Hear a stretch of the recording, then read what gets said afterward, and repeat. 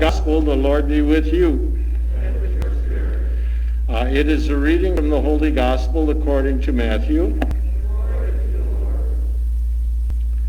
When we did our Lord have mercy, the third one mentioned faith, you'll recognize why when you hear this gospel story. Immediately after feeding the crowd with the 5 loaves and a couple of fish, Jesus made the disciples get into the boat and go on ahead to the other side while he dismissed the crowds. After he had done so, he went up the mountain by himself to pray. When evening came, he was there alone, but by this time the boat, battered by the waves, was far from the land. The wind was against the little boat. And early in the morning, Jesus came walking toward the disciples, walking on the water. When the disciples saw this, they were terrified, saying, "It is a ghost." They cried out in fear, but Jesus said, "Take heart, it is I. Do not be afraid." Peter spoke up, "Lord, if it is you, command me to come to you on the water." So Jesus said, "Okay, you come." He got what he asked for. So Peter got out of the boat and started walking on the water toward Jesus. But when Peter noticed the strong wind, he became frightened and began to sink, and he cried out, "Lord, save me." Jesus reached out his hand and caught Peter and said to him, my, you of little faith, why did you doubt?" When they got into the boat, the wind ceased, and those in the boat worshipped God, saying, "Truly you are the Son of God." The Gospel of our Lord Jesus. Praise to you, Lord Jesus Christ.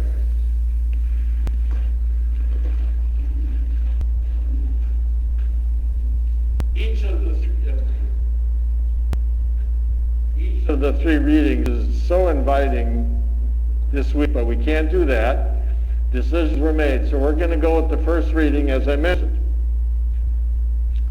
You know my understanding of the preacher's job. I'm not supposed to tell you what to think, but I am supposed to give you something to think about. So we're going to do that with our prophet Elijah.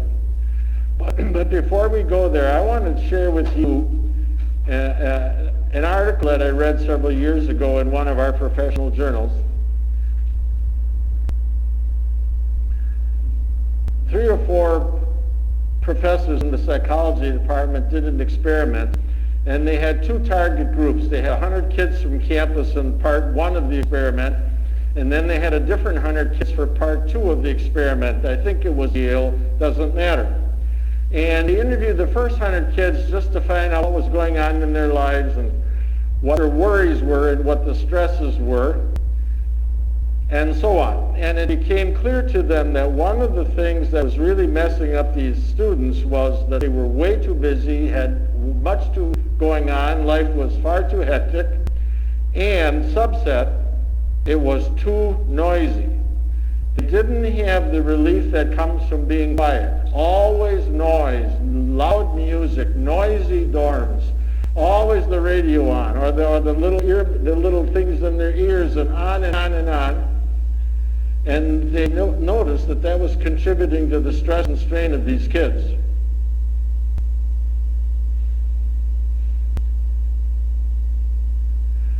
Then they interviewed the second 100 kids, and this time they thought they knew where this was going to go, and sure enough it did. But they said to this group, it was a different question. They said, name a couple of people that are the heroes in your lives. And they said, not famous people. Don't tell me Nelson Mandela. Don't tell me John Lewis. Don't tell me Mother Teresa. Don't tell me Pope Francis.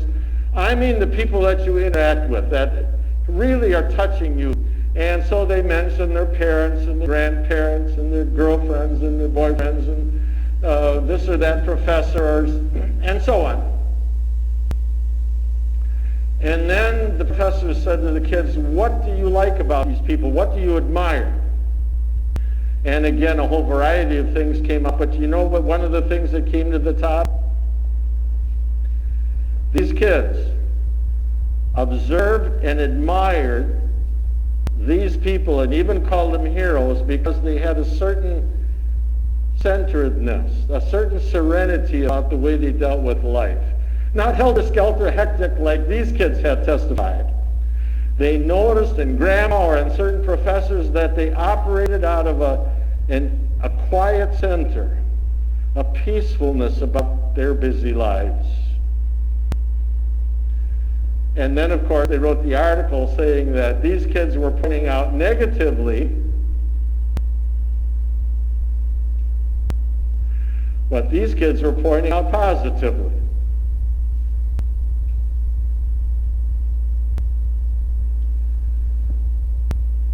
I'm not going to repeat the story of Elijah. It was read very well.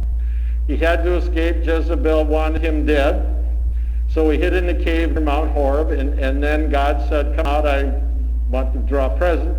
And you heard it. The Lord wasn't in the wind and the commotion knocking over the trees, and the Lord wasn't in the earthquake shaking the bits out of everything, and the Lord wasn't even in the fire that was raging. The Lord was in a little whispery sound. And if you look at different translations of this verse, it struggles what the Hebrew words mean. There was a little whispering sound, and that's where the Lord was. And one translation says, a silent sound. Not fires, not earthquakes, not wind, not commotion. Little butterfly wings.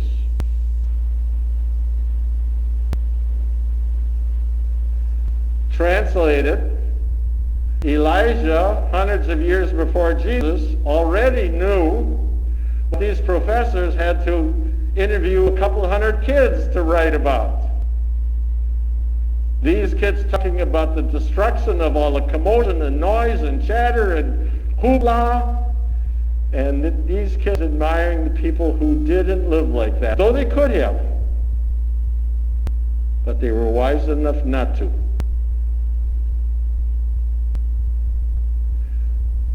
One professor made this observation, and I can relate to this because I've been both a professor and a graduate student.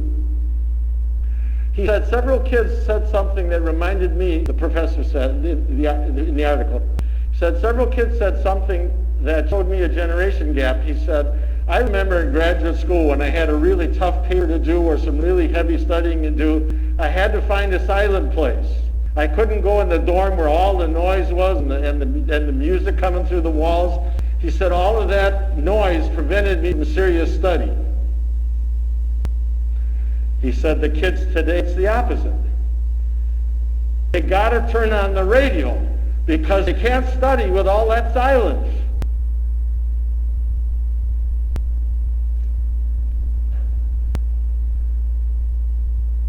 Obviously, the first thing we think about is we got to clear out our life some.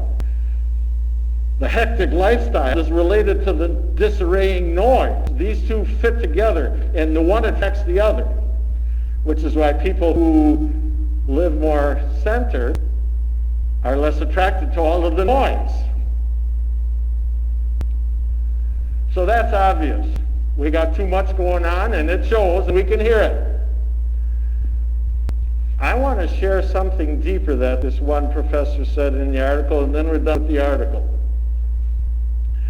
He said, I think in some of the kids, the constant noise, turn on the hip-hop,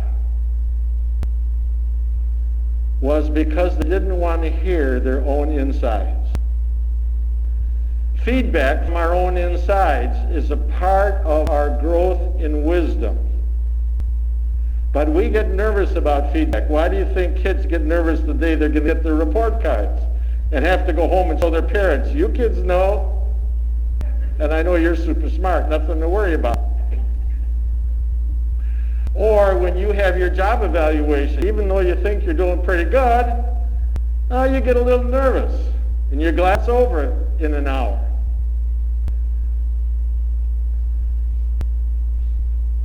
This professor said even more important feedback comes to us from within our own inside. And if I am worried about the feedback from my own inside, some new insight or some new challenge or some guilt feelings or whatever, you know what I do? Turn on the radio. Turn on the radio. Or blast my ears out so that I don't have to hear this wisdom that's going to come up like little butterfly wings.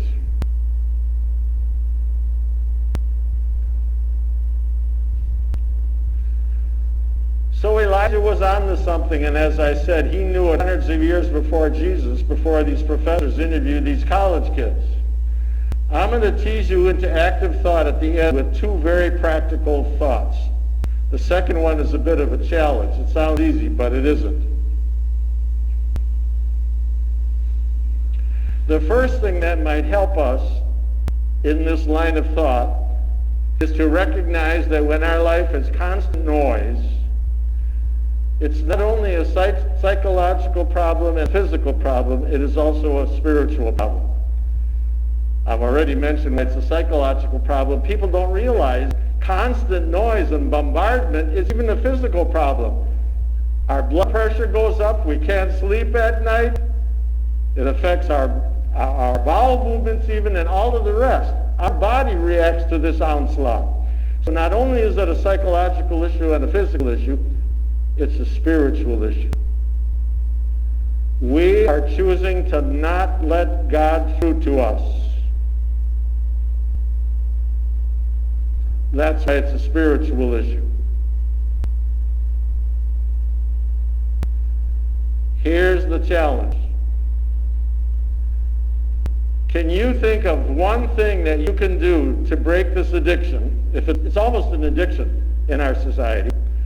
And do it for 5 days. I was going to say a week, and then I softened it up a little bit. I said, go for 5 days. Find something specific. Maybe you say, for 5 days in a row, I'm going to put an island of silence in my day. 20 minutes when there's no noise. And I don't mean while I'm cutting the grass. I mean when I can let my insides get through to me. Another person may say, I always walk around life with these things in my ears, you know, with the cords. For 5 days, no. Or how about this? I will listen to the news twice a day instead of 10 times a day. Can I tell you a little secret? It's repetitious. If you got to turn on the news at 7 o'clock and 9 o'clock and 11 o'clock and 2 and 5 and 8 and 10, stop it for 5 days. Or how about this? For 5 days, when I'm driving my car, I will not let my hand go near the radio.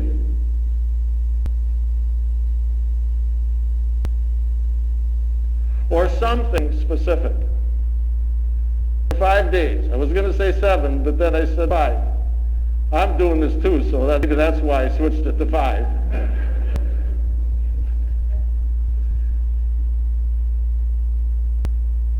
And then we'll realize that these professors were onto something, and so was Elijah.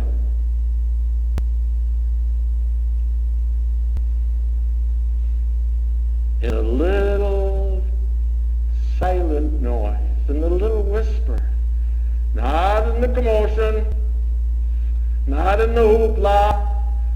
God came in a little whisper sound. Oh my. And that's something to think about. Thanks.